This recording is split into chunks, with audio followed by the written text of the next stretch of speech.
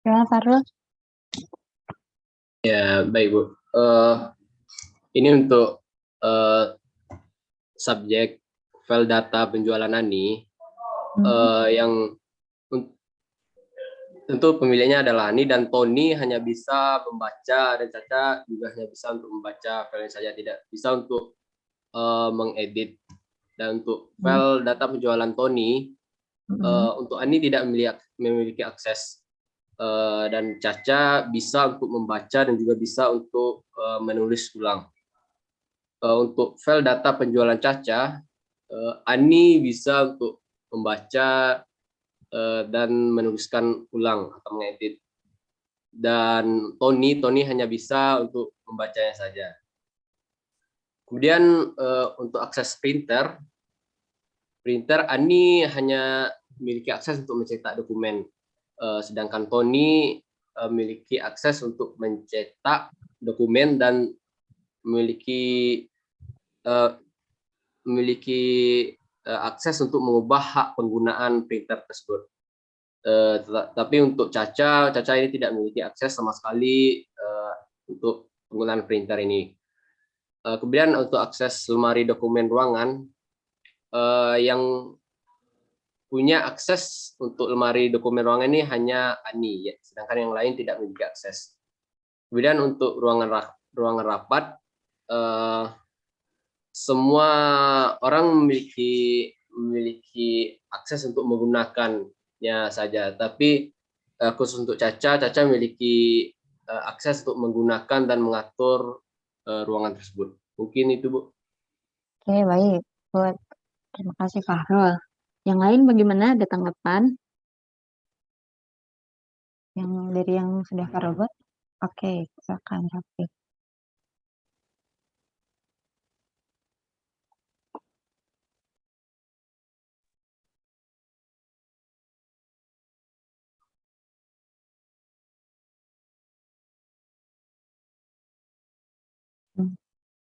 Ini gimana, Fahrul? Yang subjek yang mana nih, Fahrul? Subjek file-file itu atau Ani, Tony, Caca?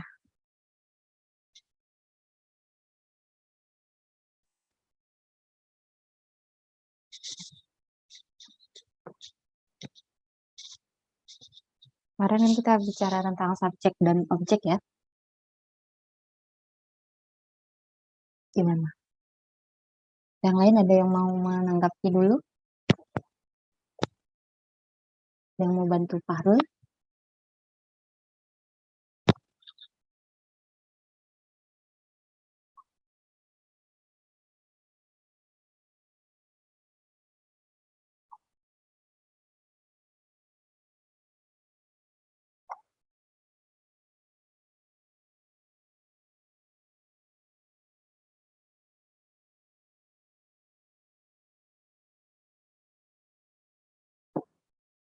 Gimana?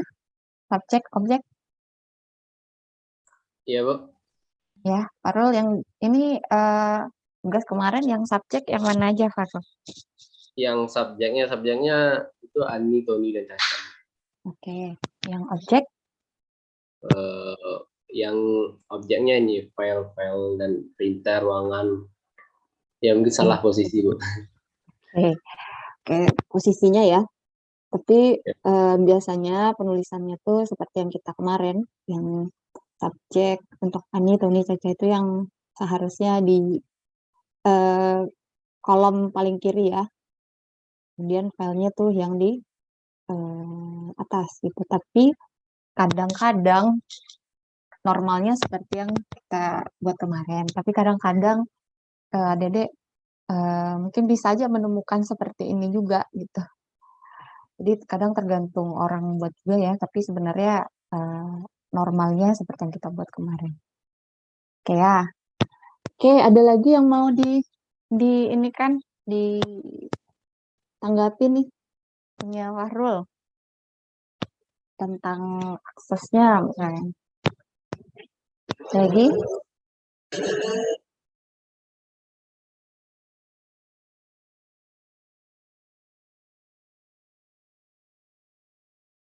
Puja, gimana Puja?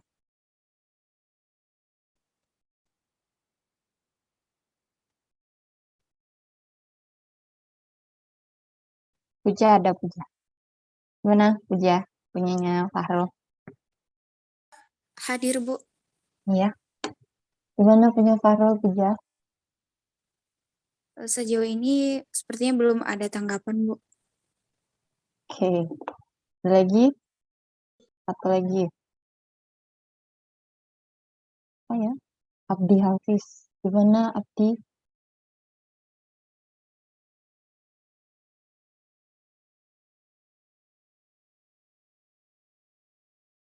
Ada Abdi.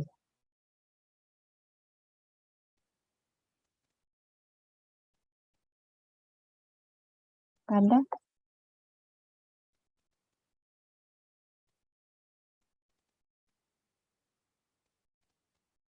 Natasha.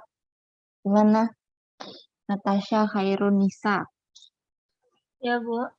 Ya, apa tanggapannya nih dari punya Fahrul?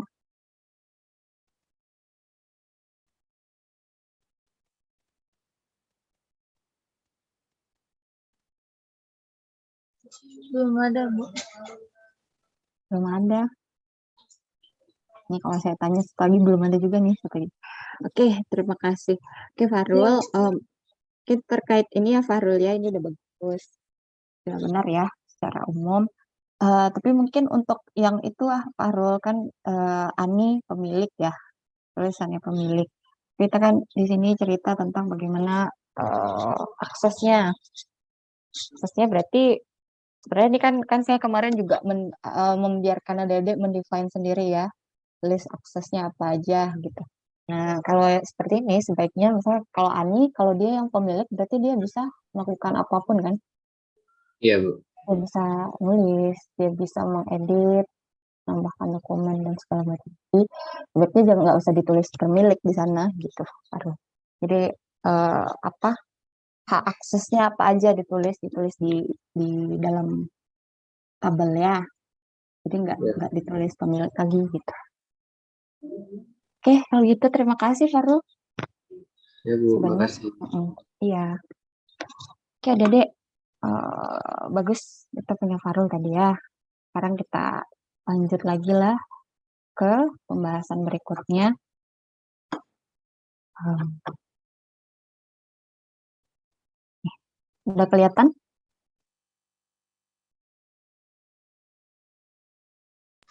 Sudah, Bu. Masih. Hari ini kita bahas tentang Bella Padula model. Ini salah satu model akses kontrol juga. Kemarin kita cerita tentang kontrol akses kontrol matrix. Sekarang masuk ke Bella Padula model. Ini bisa tergolong orang orang nyebutnya salah satu model akses kontrol ya, atau security model. Itu dia juga tuh. Jadi apa sih sebenarnya Bella Padula model? Nah, nanti saya minta Dedek define sendiri ya dari penjelasan saya. Nah, Bella Padula ini mungkin agak agak aneh nih namanya, tapi ini berangkat dari nama penemunya sebenarnya, nama penemu model ini. Dari apa sih diturunkan model ini? Dari mana awalnya?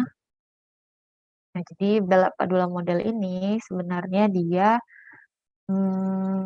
didapatkan dari diciptakan oleh nih Department of Defense-nya US. Jadi dia untuk mengamankan komputer, iya, tapi khususnya informasi ya, informasinya. Nah, jadi kalau adik-adik mungkin pernah nonton-nonton film-film action luar, kan biasa kan ya, ada dia cerita tentang, oh ini dokumen sangat rahasia nih, nah, seperti itu. Nah, jadi itu ada rules-nya, ada aturannya bagaimana melindungi informasi-informasi yang sangat rahasia, yang rahasia atau yang biasa saja. Nah, jadi DoD ini dia mendevelop Bella Padula, karena kalau Bella Padula ini nama penamanya ya, namanya dia mendevelop bagaimana kita bisa melindungi informasi yang udah diklasifikasikan. Kalau yang kemarin kita cerita access control matrix itu kan tidak ada klasifikasinya ya, jadi langsung aja gitu objeknya. Nah, sekarang di informasi itu diklasifikasikan. Nah, klasifikasi yang seperti apa? Nih, pertama kita fokus ke sini dulu. Nih, jadi ada klasifikasi kalau di OD, kalau yang punya US tadi ya, dia mengklasifikasikan ada 4 ya. Ada 4, ada unclassified, ada confidential, ada secret, ada top secret. Nah, makin ke atas itu levelnya makin tinggi. Ke atas levelnya itu makin tinggi, makin ke bawah ya. Nah, ini klasifikasi apa sih, Bu? Jadi kalau kita cerita tentang akses kontrol kemarin, bahwa itu adalah bagaimana kendali subjek terhadap objeknya ya. Nah, di sini kita mesti akan menceritakan tentang subjek dan objek. Nah, subjek kadang orang lambangkan dengan S. Nah, ini subjek clearance level. Ini maksudnya adalah tingkat izin dari subjeknya. Biasanya ditandai dengan LO. Nah, pengelompokan yang 4 ini itu untuk tingkat izin yang diberikan ke subjek. Jadi subjek itu bisa aja dia tergolong ke top secret. Misalnya tadi ada Tony Caca ya. Tony Caca misalnya dia punya izinnya top secret. Kemudian si Ani di secret aja. Kemudian siapa lagi? Budi di konfidensial, dia di sini aja. Kemudian ada Mimi misalnya di unclassified. Nah, dia jadi itu tingkat izin yang diberikan lah kepada subjek. Nah, objek sama juga. Jadi pengelompokan ini itu untuk subjek dan objek. Tapi kalau subjek dia tingkat izinnya, kalau objek adalah tingkat klasifikasinya. Jadi ada objek-objek yang diklasifikasikan ke unclassified, ada yang ke tingkat konfidensial, ada tingkat secret, ada top secret. Nah, jadi yang klasifikasi ini untuk subjeknya iya, untuk objeknya iya. Nah, terkait dengan tingkatan ini yang sudah di-define ya, sudah didefinisikan oleh DOD dan sering digunakan juga untuk keamanan informasi. Nah, penulisannya memang harus uppercase semua. Jadi, Dede kalau nanti sedang cerita tentang Bella Padula ya, singkatan ini akan ditulis uppercase ya. Nah, sebelum kita masuk contoh, ini paham yang ini klasifikasi ini?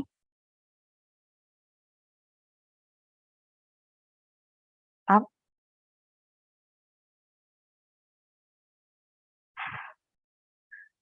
Jadi untuk pengklasifikasian ini, Dede, ini sudah default-nya ini.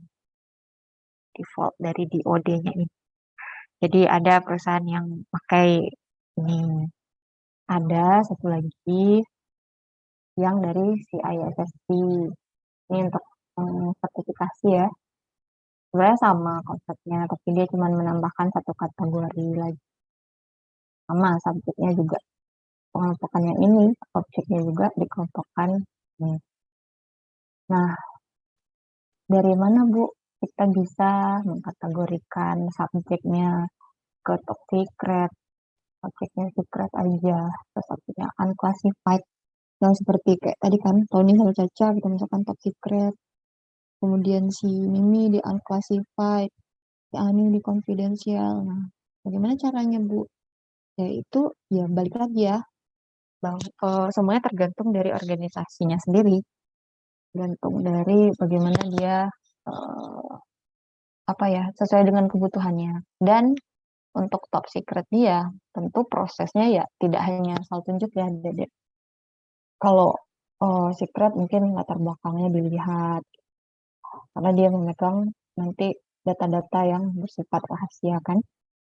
Nah, top secret kemudian iya, jadi cara penentuannya juga juga lebih ketat lagi.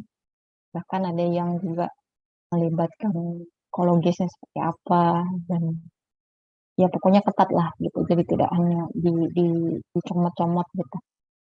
Nah, untuk objek yang sama ya, tergantung dari perusahaannya juga, mana yang kira-kira informasi-informasi atau data yang termasuk nih yang level kerahasiaannya itu sangat tinggi. Jadi balik lagi ke perusahaannya.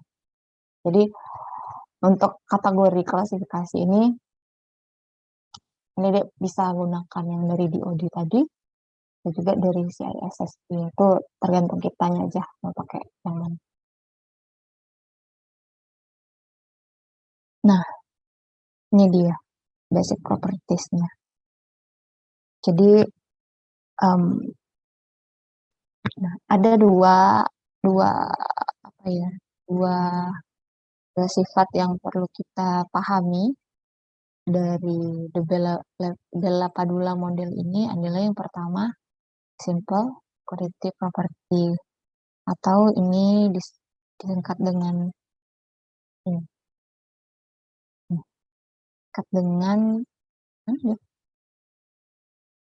singkat dengan SS. Yang kedua, the star security property, atau biasa disingkat dengan ini, memang tanda star aja, untuk property. Apa maksudnya? Maksudnya adalah subjek dia tidak bisa membaca informasi pada tingkat sensitivitas yang lebih tinggi. Maksudnya apa? Nah, nanti kita contohkan ya. Kalau the star ini, dia tidak bisa menulis informasi ke objek yang lebih rendah.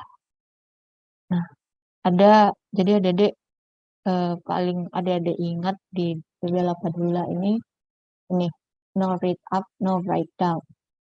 Maksudnya apa? Jika ada subjek, dia soalnya dia di secret, kemudian di sini ada satu objek, dia top secret, no read up, berarti nah ini ada cek lagi ya, gimana nih top secret. Nah, subjek yang di secret ini dia tidak boleh membaca data di tingkat top secret,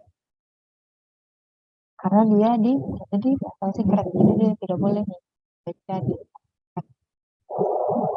itu dia no read up atau prinsip yang ada.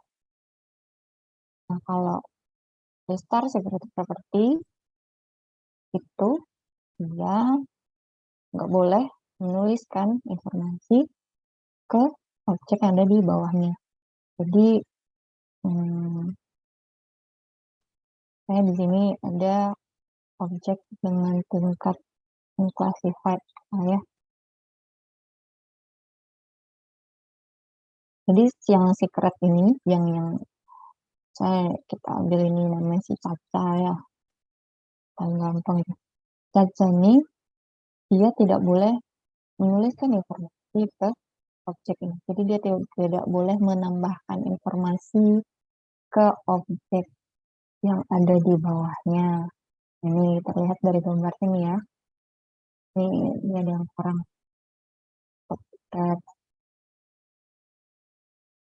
ini sensitif unclassified ya. Nih, kita lihat dari SS property dulu. Jadi ketika misalnya subjeknya itu classified ya. Nah, dia tidak boleh baca yang ada di atasnya, objek yang ada di atasnya. Tapi dia boleh baca data dokumen-dokumen yang ada di bawah level dia. Nah, kalau properti star, ketika si Caca ini dia berada di level classified ya, dia boleh menambahkan informasi ke data yang di atas nih. Tapi dia tidak boleh menuliskan informasi ke data yang di bawahnya. Itu. Sini saya tuliskan lah ya. Tadi ada top secret.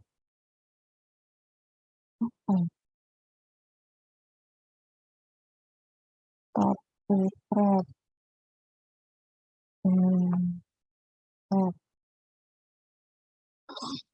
Kalau gitu deh, kita pakai yang mana nih? Tempatnya aja lah ya. Shell sama class. Shell sama unclassified.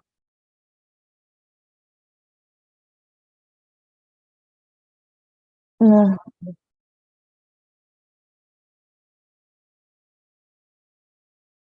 iya.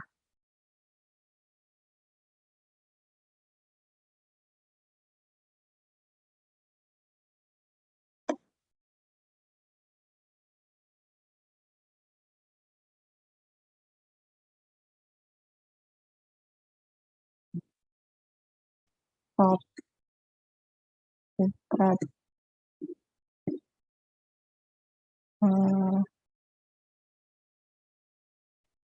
Confident.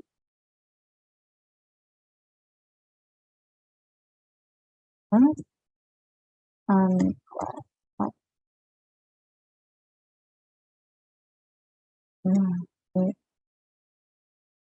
saya garis saja.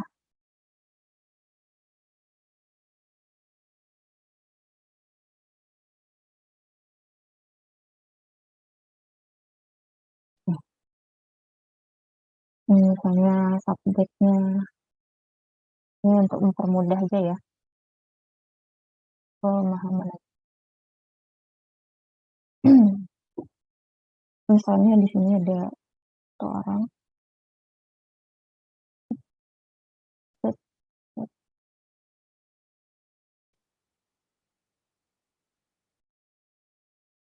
Walah, ya. Di top secret nih ada si A, ada si B. Di secret nih ada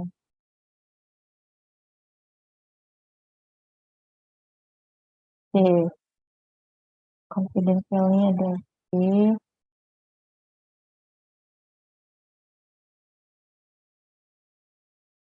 Unclassified nya ada si E.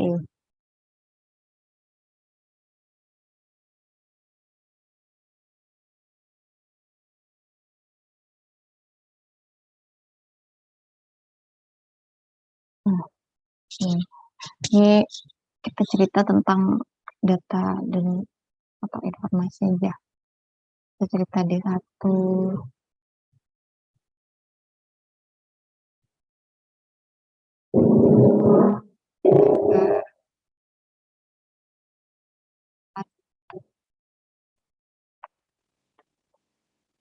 D6. Misalnya nih kayak data penjualan, data nilai, gitu ya. Tapi kita singkat D1 dulu. Nah, maksud SS tadi adalah no trade up.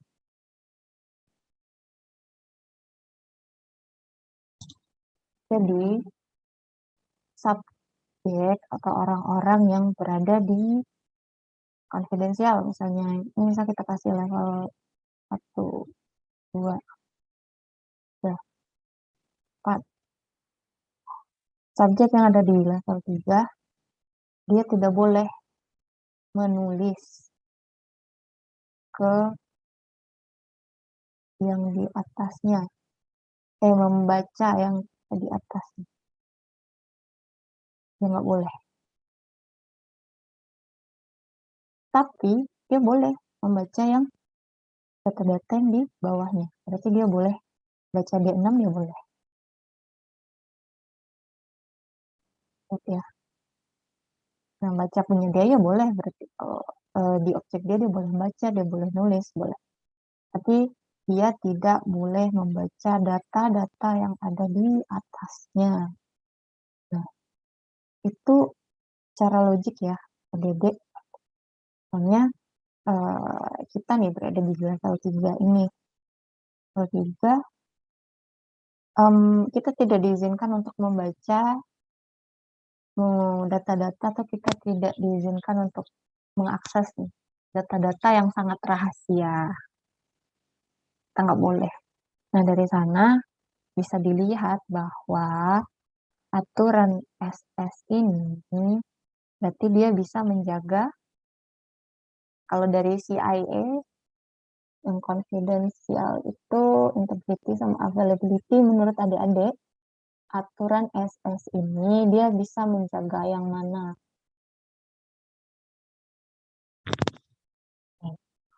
Orang tidak bisa mengakses data atau informasi yang bukan hak dia.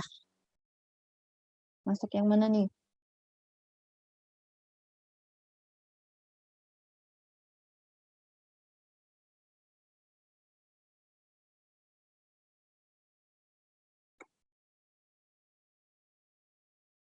Mana? Jadi paham nggak? Integrity? Kenapa? Kenapa gitu? Iya. Oke.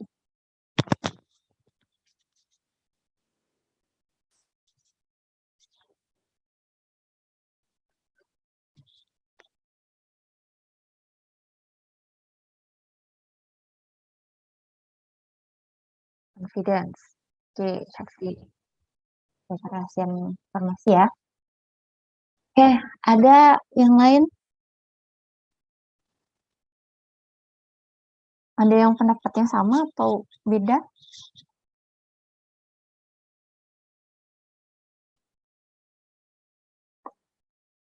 Gimana?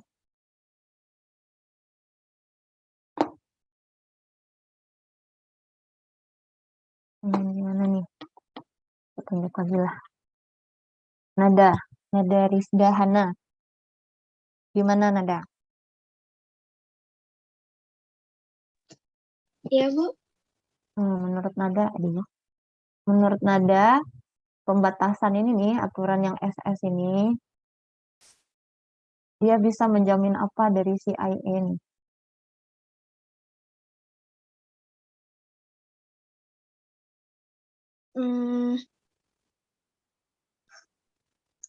Mungkin ya menurut saya mungkin memang lebih ke menjamin confidentiality-nya sih, Bu. Kenapa? Soalnya kan dia itu kan karena dia semakin tinggi prioritasnya itu, Bu. Jadi dia otomatis semakin tinggi juga informasi yang ada di dalamnya tuh, Bu. Jadi kerahasiaannya itu terjaga gitu, Bu. Kenapa dia bisa terjaga? Karena otomatis kayak hanya orang-orang tertentu yang bisa membaca gitu, Bu. Kalau menurut Nada sepemahaman Nada kayak gitu, Bu. Oke, baik. Terima kasih, Nada. Confident ya. Ini yang C ya. Oke, baik. Benar ya, Dedek ya, bahwa Bel Padula model, dia kalau kita tinjau dari sisi no read up tadi, no read up, atau yang SS tadi, dia bisa menjamin confidentiality-nya.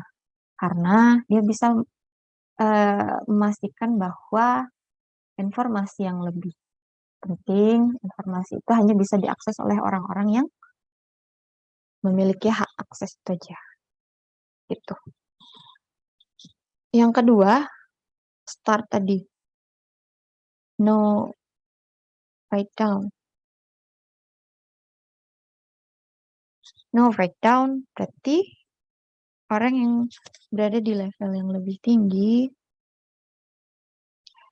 level security yang lebih tinggi ya, dia tidak boleh menuliskan ke yang lebih rendah. Nah, ini mungkin agak apa ya? Agak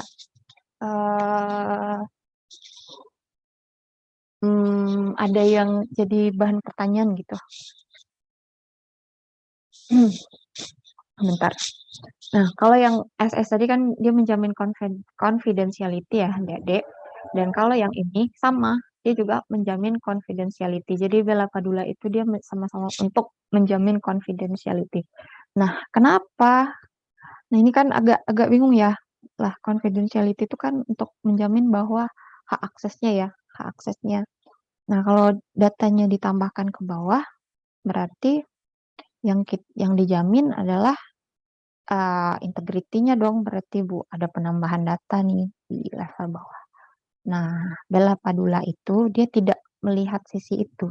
Jadi yang dia lihat hanya confidentiality dari data yang ada di level yang subjeknya.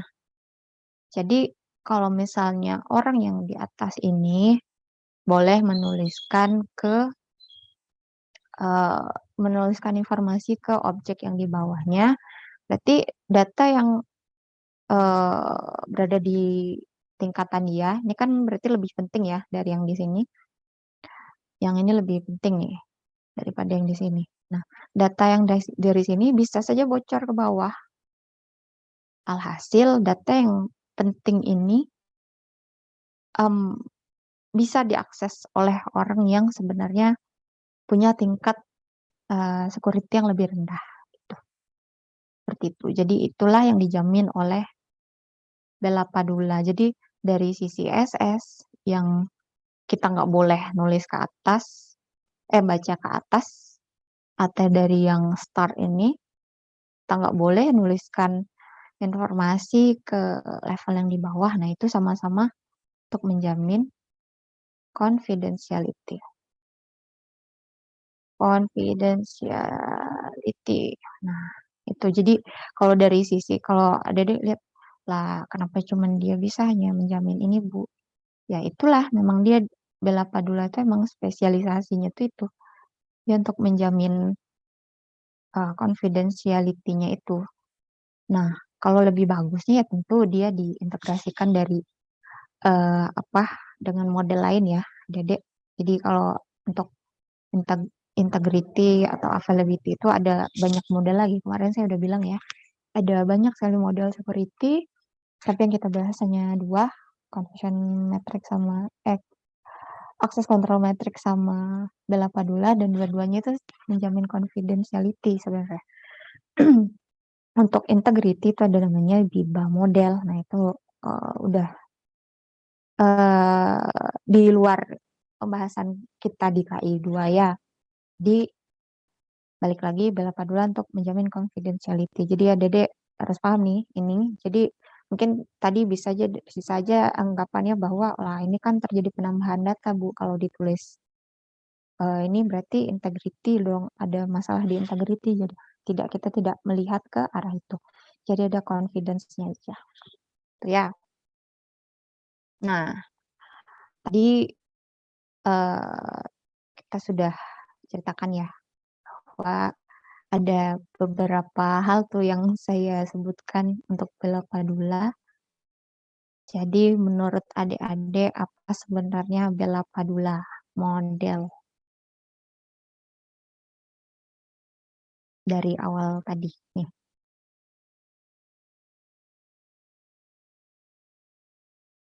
Bagaimana dia?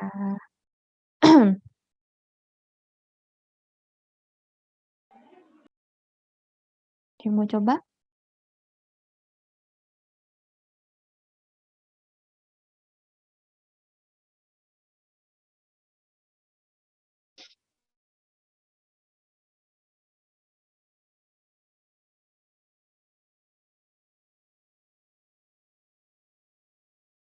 Ini saya kasih kata-kata kunci ya. Nih, yang dimerahkan tadi nih. Protect informasi yang dikelompokkan.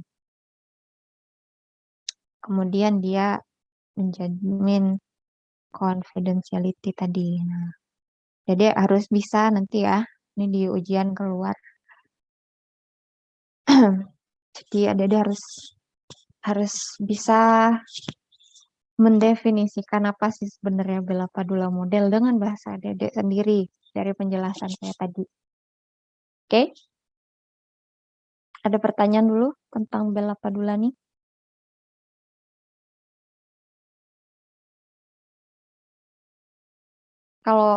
Kalau saya minta Dede untuk latihan membuat ini bisa. Jadi Bella Padula ini Dede bisa buat menggunakan akses kontrol matrix seperti kemarin, tapi dia tetap kita kelompokkan dulu kan. Apa dia dimasuk top secret kah, di secret kah, atau di unclassified kah? Tuh.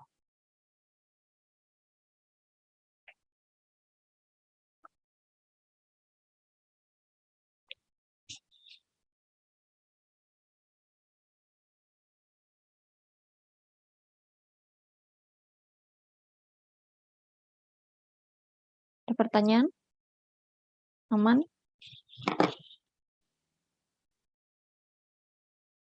Paham ya? Nanti ini keluar ujian.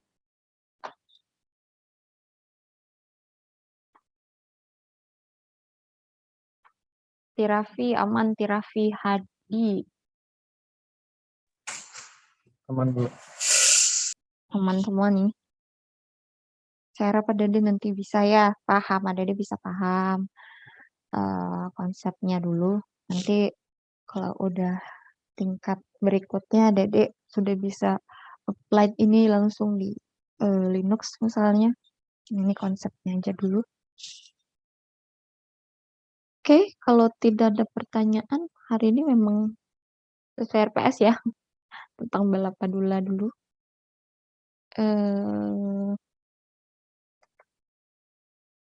Pertemuan berikutnya, kita masih ada satu lagi ya.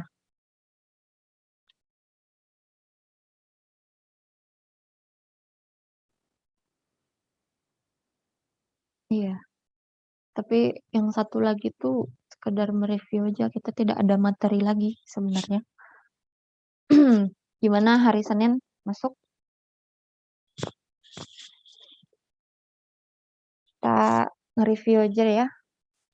Kita nge-review sedikit. Di hari Senin di jadwal biasa. Bisa?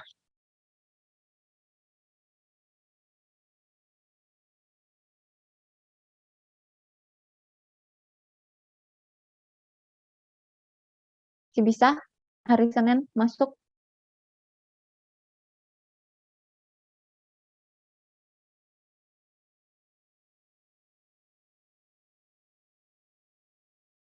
Hari sama ujian? Boleh jadwal ujian belum keluar ya? Oh, udah. Kapan? Hari apa?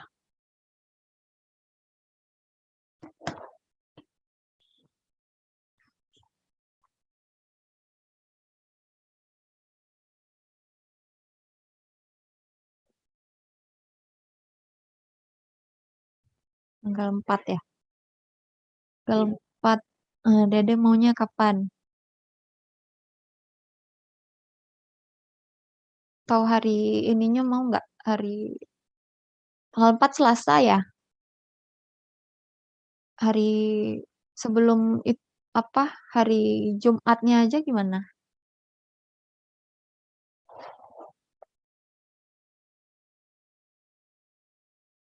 Hari Senin ada yang udah ujian? Tuh, kena pula ujiannya. Gimana? Saya terserah aja. Kapan?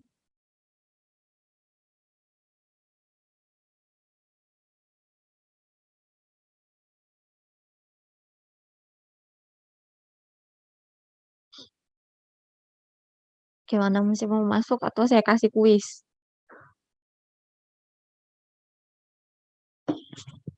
Kalau masuk kita nge-review, kalau nggak masuk berarti kita kuis.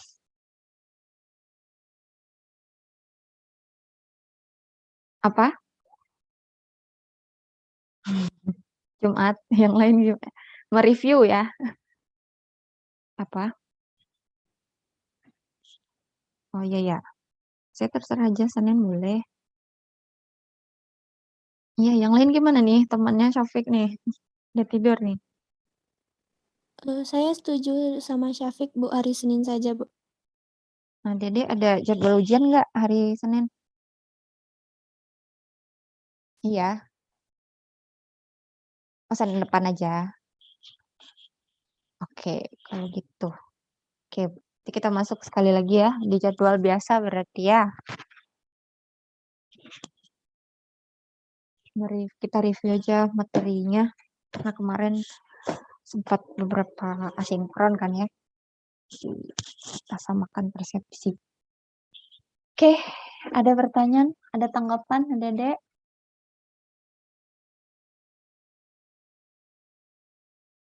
Terkait materinya, semua terkait jadwalnya. Tidak ada tanggapan.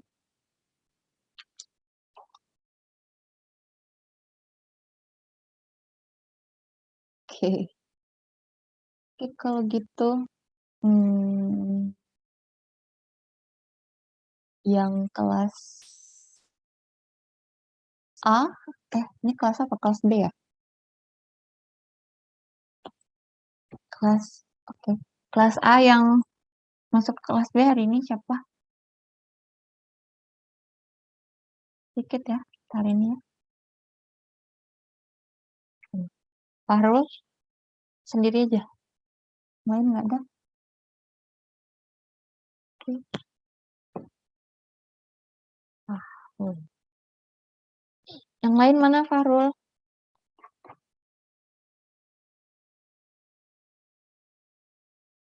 Iksan. Isi kanopnya. Yang lain yang belum isi daftar hadir akan diisi. Nah.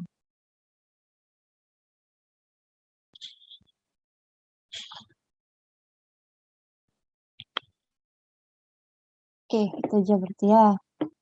Ini selain ini, daftar hadir. Dan ini berarti saya alfakan. Oke, Dede, terima kasih banyak. Nanti kalau misalnya ada pertanyaan, kita lanjut diskusi hari Senin ya. Materi kita udah habis juga. Kemudian, oh ya, saya mau tanya nih, kelas B, saya lupa. Semester 2-nya besok ya? Kelas pengganti ya? Iya, Bu. Shift berapa? Saya lupa nih.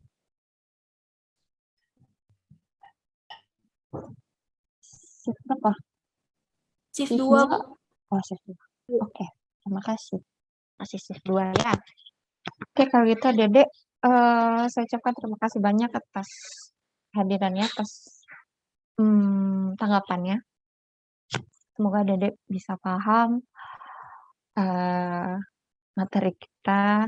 Jadi modal adik-adik juga untuk belajar, jangan hanya terpaku pada materi yang sudah saya sampaikan, tapi saya akan explore lagi di berbagai media. Kalau begitu saya akhiri pertemuan kita pada hari ini. Sampai jumpa di pertemuan berikutnya, pertemuan terakhir di hari Senin. Saya tutup. Wabillahi taufiq wal hidayah. Wassalamualaikum warahmatullahi wabarakatuh.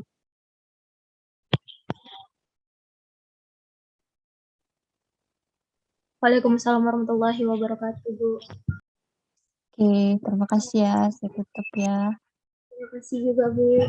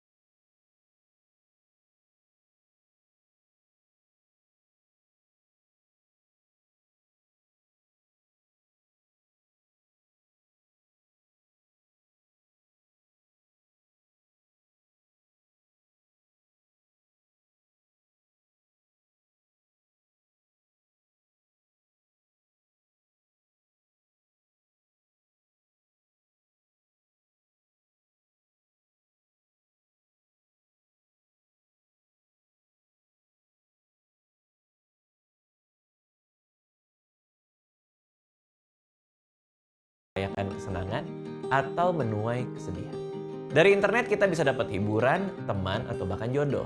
Tapi dari internet kita juga bisa jadi emosi kalau main game sama orang toksik atau bahkan bete kalau film yang kita tonton itu buffering. Setelah punya anak, kekhawatiran gue sama internet adalah gimana cara nyimbangin antara kebaikan dan keburukan yang dihasilkan oleh internet. Karena semua orang bisa bikin apa aja di internet, gue takut Alia sama Aksa jadi gampang dan terpengaruh ikut-ikutan. Makanya gue kerjasama bareng Ruang Literasi Digital oleh Ruang Guru dan Kominfo untuk membayangkan skenario apa yang terjadi sama anak gue ketika remaja kalau mereka kena dampak negatif dari internet. Hal pertama yang gue khawatirkan adalah kalau anak-anak gue terlalu FOMO atau fear of missing out. Kondisi di mana seseorang takut ketinggalan tren. Hai guys, hari ini aku mau cobain challenge yang lagi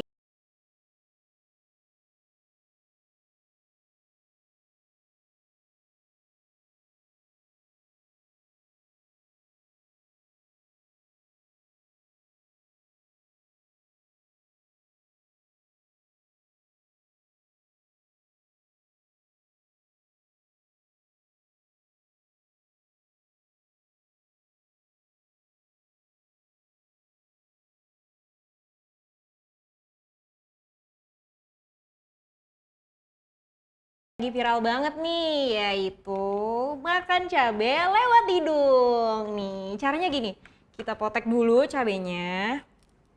Wow, tuh. Terus kita masukin ke hidung. 1, 2. Alia, kamu mau ngapain? Aku lagi bikin video ini challenge yang lagi viral, Pak. Masukin cabai dari hidung terus ditelan. Iya, bukan berarti kalau lagi viral kamu juga harus ikut-ikutan. Itu kan nanti pedes banget masuk ke situ. Bahaya nggak tuh? Kamu jangan FOMO, jangan cuman gara-gara orang banyak ngelakuin kamu jadi ikutan juga. Ya tapi kan Alia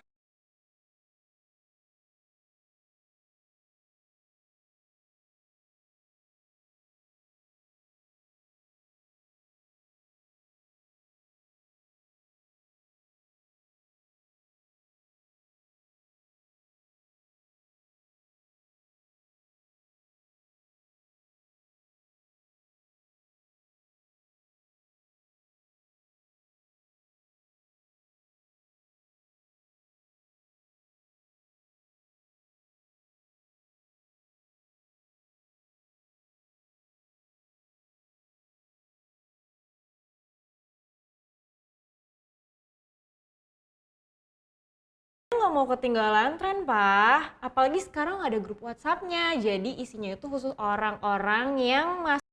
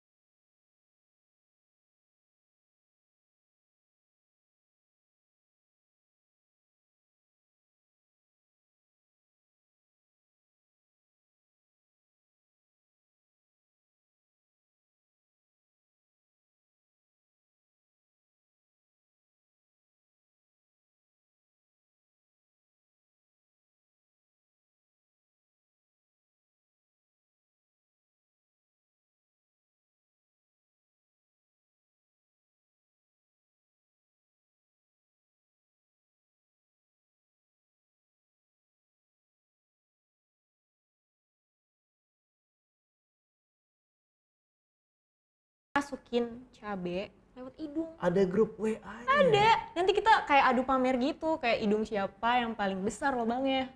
Udah itu tuh nggak penting itu ya, janganlah bikin video nggak penting gini. Nggak penting. Papa juga dulu nggak penting bikin video banding-bandingin air putih. Ya nggak penting sih. Ya kan, berarti benar. Buah itu jatuh nggak jauh dari pohonnya, Pak. Kamu contoh adik kamu Aksa tuh, dari tadi di atas pasti anteng nggak bikin yang aneh-aneh kayak gini. Coba aja Aksa, panggil. Aksa, sini. Nih guys. Kasih tahu nih kakakmu nih, Aksa. Kamu lihat nih, adik kamu tuh nggak mungkin lah deh ngelakuin yang kayak. Iya, Pak. Aksa. Nah, lihat kan gimana bahaya.